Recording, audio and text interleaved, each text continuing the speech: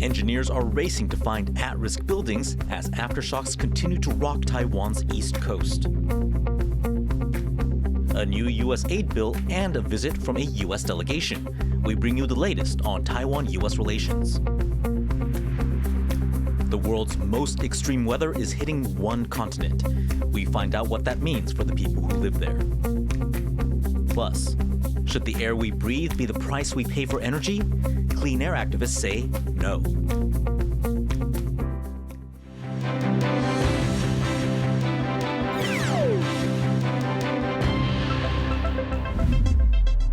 Hello and welcome to TaiwanPlus News. I'm Eric Gao. Thanks for tuning in.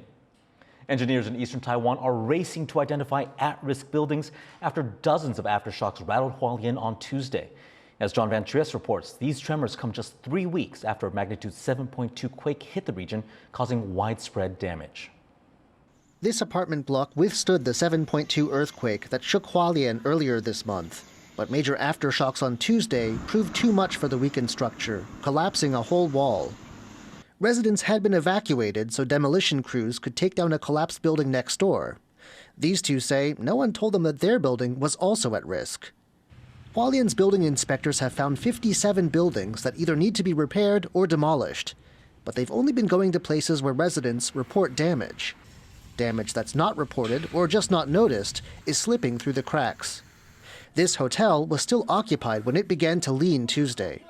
No one was killed, but no one had declared the building unsafe either. Some local officials are unhappy with what they see as a passive approach to damage inspection. 花莲县政府应该要扛起这样子的责任，来主动出击，来主动来去深入来调查。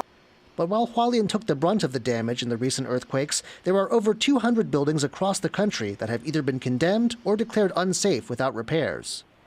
In Taipei, Mayor Jiang Wan'an says there's already been another round of checks, just to be sure. 从0403花莲大地震到目前累积进线建物的状况大概有1800多件。区公所也结合三大技师工会来全面的去就红黄单再检视一次。那目前已经完成0403的红黄单建物。Checks in neighboring New Taipei found no further signs of damage either. But just to be sure nothing gets missed, like in Hualien, the central government has a plan. 方署和国土署来成立专案的小组务必要协助跟督导地方政府即刻来启动危险建物的评估机制，做好警戒的工作，并且尽快的落实危险建物的拆除措施。 With aftershocks expected for at least a few more months, the work of Taiwan's building inspectors is far from over. Chris Ma and John Van Trieste for TaiwanPlus. Now, all those relentless aftershocks are taking a toll on people's mental health. As Chris Gorn reports, it's especially hard for people living in Hualien, the worst hit area. The 16 children and teens living in this shelter in Hualien have been trying to return to normal life ever since a 7.2 magnitude earthquake struck this quiet city. Despite being taught how to react if another quake were to occur, they were still rocked by a powerful aftershock early Monday morning. And the constant waves of aftershocks, more than 1,000 since April 3rd, have taken a toll on these students' mental health. 他们基本上都是在空地外面，他们不敢进到建筑物里面。 Between fears of building collapse and the constant nighttime aftershocks, just getting sleep has become one of the biggest challenges for these young people. 是有点被摇醒，也没有睡得很好。上课的时候比较想睡，然后午休马上就睡着了。 The continuous shaking has left these children in a perpetual state of anxiety. 害怕会更大，然后因为我们家里算是老公寓，就怕会裂掉之类的。 The fears and anxieties around another earthquake don't just affect children. Adults can just as easily lose sleep over these issues, leading to serious health consequences. 连续7天睡不好觉，人就很恍神了，也会心理、生理又不好，就变成恶性循环，可能也影响你的脑力、注意力、记忆力，也影响你食欲啦，也影响你的脾气。 Beyond the physical damage, the mental cost of natural disasters is hard to calculate. Earthquakes are just a fact of life here in Taiwan. And generally speaking, people know how to react when disaster strikes. But given the sheer number of aftershocks this month, many are left struggling to adjust. Justin Wu and Chris Gorin for TaiwanPlus. Now, to better understand the psychological impact of the recent earthquakes, John Van Trieste spoke to Adam McMillan, the director of mental health provider at the Community Center. So has your service seen an increase in people seeking help in the 3 weeks since this big Hualien earthquake? Typically, there's a lag with these kinds of things as people certainly will experience anxiety. Different people will experience anxiety in different ways. And for many of us, we will learn to regulate that ourselves. But for others who can't, they'll eventually come to us. But we'll see that weeks or months later. And what is it important to do for people who have been through a traumatic event like a natural disaster to keep difficult emotions and painful memories from forming into PTSD? In the case of trauma, an earthquake may actually trigger reactions from a past trauma in your life. And that can be really, really difficult to work with because you may not know what it is. So the therapist has to work with the client over a longer period of time to kind of get to that. What was that first trauma? And once you can acknowledge it, give it a name, even give it an identity in some cases, then you realize that isn't me. That isn't, it's a part of me. And you can then begin to work where you're in control of the part and not the part in control of you. How would you rate Taiwan overall in terms of the resources that are available to deal with things like trauma and PTSD? Like everything in Taiwan, it's getting better and better and better. They passed a mental health law in 2000, and they really started enforcing that mental health law in 2005. They have brought in lots of different outside resources, different groups here. So there's a group that brought in a field of therapy called somatic experiencing. And that has been hugely successful in Taiwan and a very powerful tool to a therapist. Once again, that was John Van Trieste speaking to the Community Center's director, Adam McMillan, about the psychological impact of Taiwan's recent string of earthquakes. A U.S. congressional delegation is in Taiwan for high-level talks just as the Senate passes a landmark aid bill, including support for allies in the Indo-Pacific region dealing with Chinese aggression. And at the same time, the U.S. Secretary of State is visiting China. Our reporter Reese Ayers is following this for us live here in Taipei. Reese, what's the significance of the delegation's visit and of the aid bill? Well, this is a bipartisan delegation of U.S. congressional members. They arrived into Taiwan on Tuesday. They've already met with President Tsai Ing-wen and President-elect Lai Ching-te. The delegation is expected to discuss topics including Taiwan-U.S. relations, cross-strait relations, and more general regional security, and also just to kind of deepen that already solid, albeit unofficial, diplomatic relationship. The visit also coincides with that massive $95 billion bill aid package that passed the U.S. Senate with overwhelming support. Now, that package includes several bills, some providing financial aid to Ukraine and to Israel, and one that could see the social media platform TikTok banned across the states. But most notably for Taiwan, $8 billion will go towards supporting allies in the Indo-Pacific region facing Chinese aggression.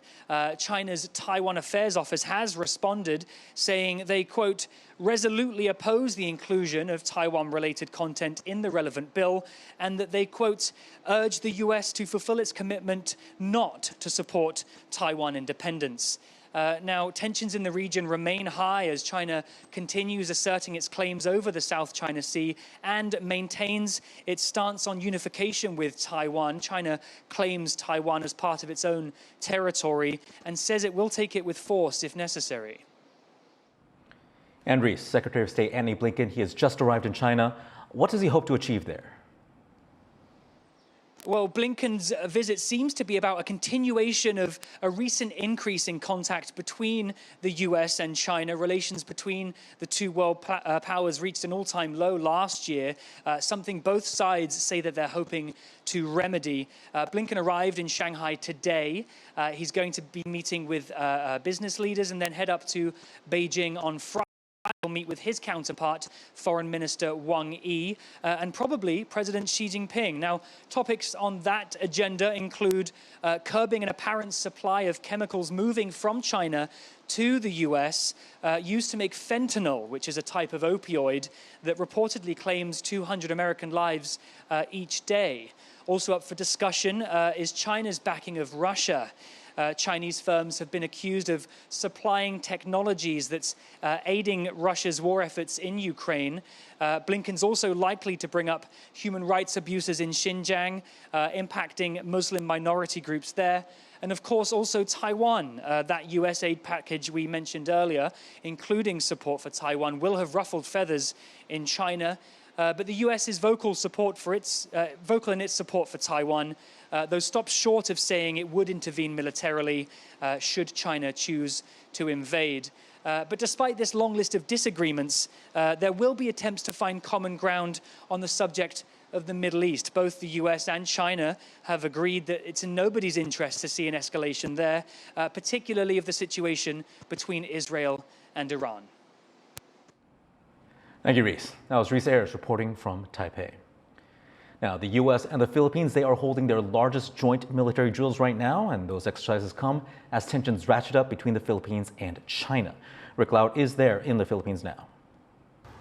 This is the third day of the annual Balikatan drills, and here in Puerto Princesa in the southwest of the Philippines, the country's Navy is getting ready to join joint US drills.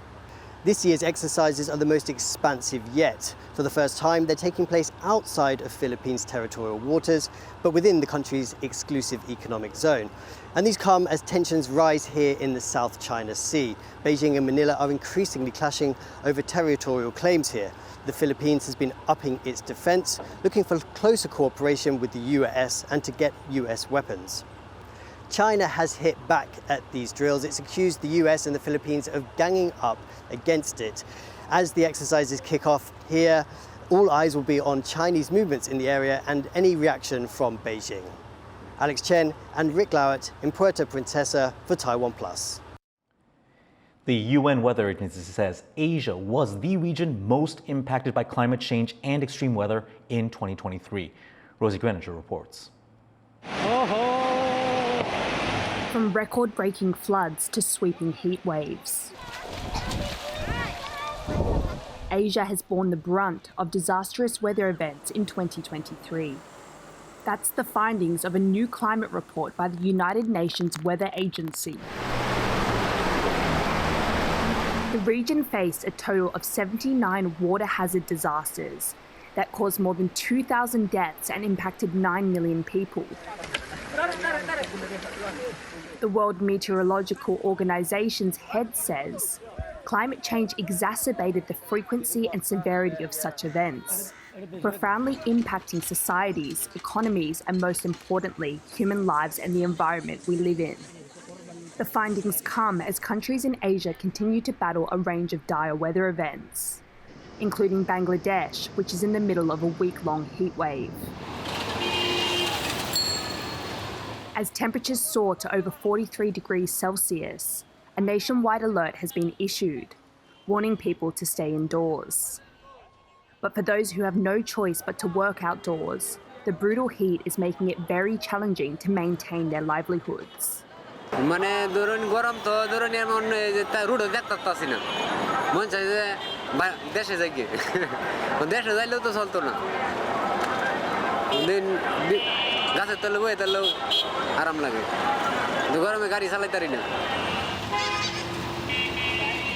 Many countries in Asia experienced their hottest year on record in 2023, but these heat waves are only getting worse, having major repercussions to societies, economies, and ecosystems in the region. Bangladeshi authorities have closed their schools for the week, while India has pushed their school holidays forward because of expected severe heat. And in the Philippines, the heat index has risen to dangerous levels in 24 cities. But it's not just heat that Asia is battling. Floods and storms caused the highest number of casualties last year. And now China's southern province of Guangdong is experiencing unseasonable and record-breaking rain that has prompted deadly flooding. Flooding is not uncommon here, but this year the downpour began much earlier than usual. 前年开始吧，就真算是下的是比较大的，还有今年，因为以前很小见的时候，洪水它涨到这个位置的，主要还是泄洪嘛。These extreme weather events are becoming increasingly common, despite global efforts to cut down carbon emissions to mitigate the impact of climate change. With the findings of its report, the World Meteorological Organization is now pushing for countries to set up early warning systems and disaster risk reduction plans to protect from future disasters, and focus on implementing policies as quickly as possible to reduce the impact of climate change. Dolphine Chen and Rosie Greninger for TaiwanPlus. Clean air activists are fighting one of Taiwan's biggest sources of pollution, coal. The country is heavily dependent on the fossil fuel. It accounts for more than a third of Taiwan's energy needs. And Sally Jensen reports that despite this reliance, a coal-free Taiwan could become reality. It could be any town in Taiwan. But Shengang, next to Taichung, is one of the most polluted places in the country. Its residents are tired of breathing in the same dirty air. 空气怎么样？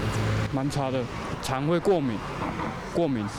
可能因为长期大家都住在这里，其实也可能就是习惯了这个品质吧。最直觉是味道，如果你味道出来，你会觉得说，哎，真的是空气不好。呼吸比较困难，加上火力，会污染，比较不好。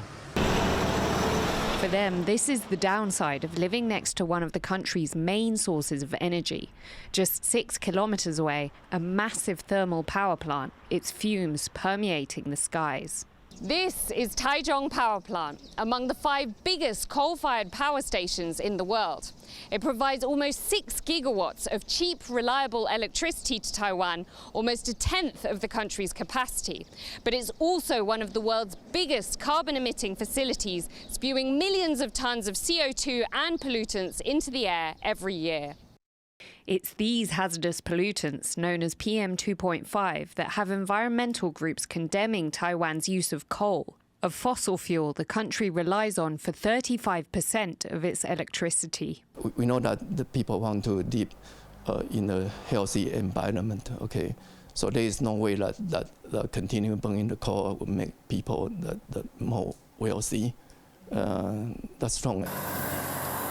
Emissions from burning coal contribute massively to the climate crisis, so phasing it out has been a key focus of international efforts to fight climate change. Taiwan itself plans to get rid of coal completely by 2060 to meet its own net zero emissions goals. Coal poses another concern. Facing a growing threat from China, which could potentially blockade Taiwan, the country's heavy reliance on coal imports weakens its energy security. 它军舰去封锁，那当国外的进口能源进不来的时候，一样就会产生了整个台湾的经济体系崩溃的问题。不管是燃煤，就是说燃煤或者其实天然气也是一样啊，就是我们的整个能源如果都完全那个高比例的靠进口的话，这一部分其实在台湾来讲，绝对是一个长期来讲不可忽略的风险，一定要去改变这样子的能源结构。Taiwan faces a dilemma, choosing between coal's environmental risks and the need for cheap, abundant electricity for industrial and economic growth. But in response to climate and geopolitical threats, the end of coal could be on the horizon, and the smog over Shengang's skies may finally fade. Lu Fili and Sally Jensen in Taichung for TaiwanPlus. We're going to take a quick break, but once we come back, we're going to take a look at a fertile valley in Central Asia and the dams holding back a nuclear disaster.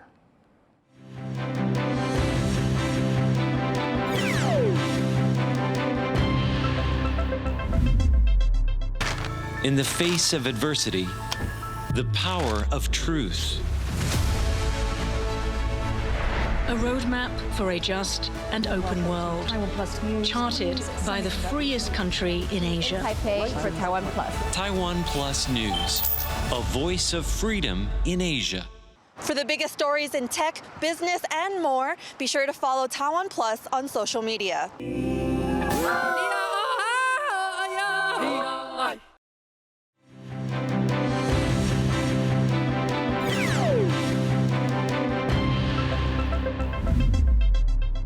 Welcome back. You're watching TaiwanPlus News. Taiwan's main opposition party is trying to pass a bill to extend the service life of the country's nuclear reactors. 就原来适用的范围没办法让核一核二重启，所以等于这个版本是让核一核二重启，核三演绎。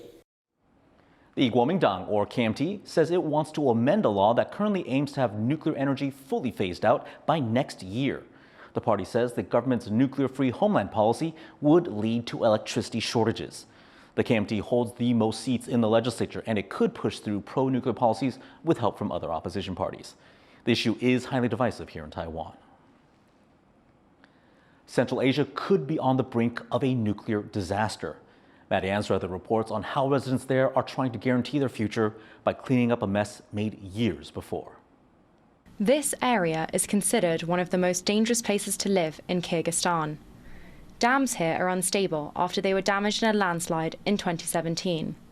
They hold back 280 Olympic swimming pools worth of radioactive waste, and an accident could contaminate the entire region.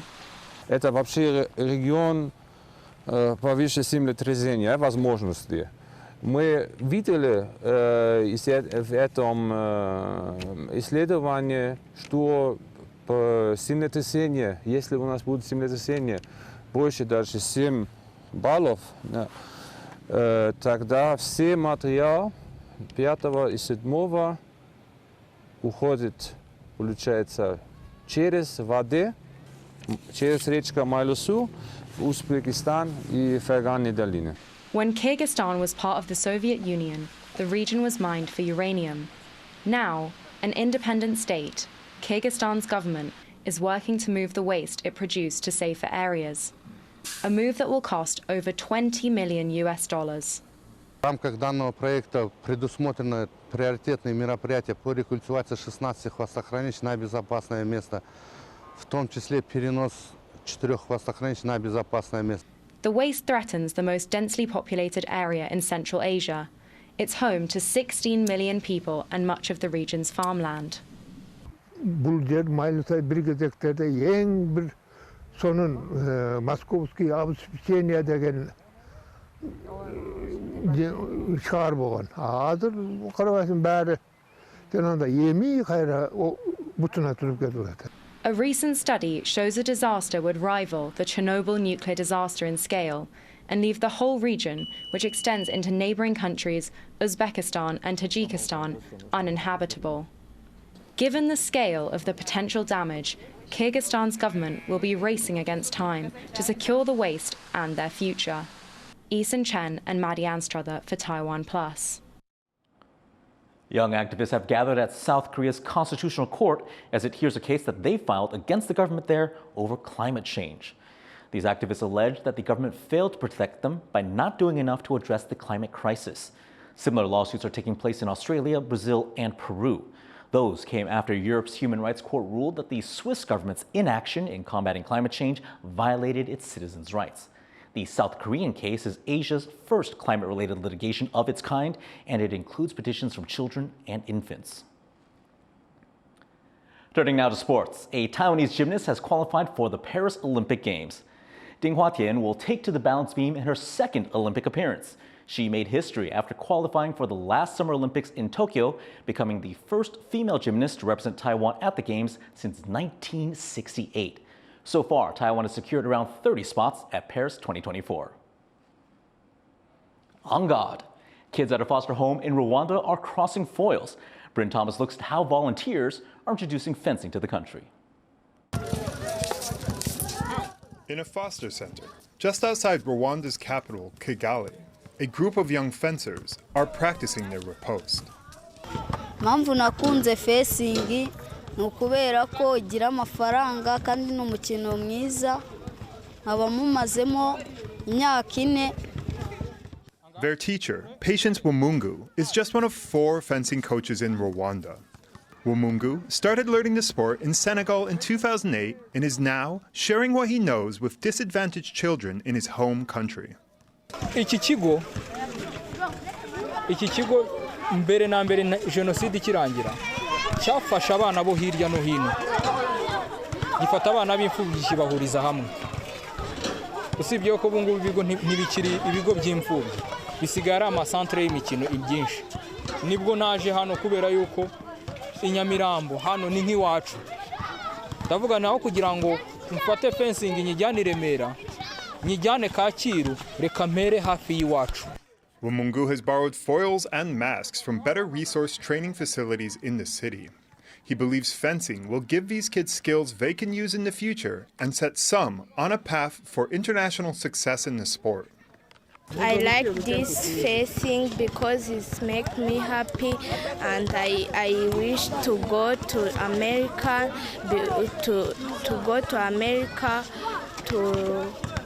to win for my country, Rwanda. With Wumungu's tutelage and a little luck, these Rwandan fencers may soon have opponents around the world on guard. Andy Shre and Bryn Thomas for TaiwanPlus. Thanks for joining us this evening for TaiwanPlus News. Visit our website to see these and other reports. Finally, check out these people exercising at the Louvre Museum in Paris, where the Olympics are kicking off in less than 100 days. I'm Eric Gao. Take care. Have a great evening.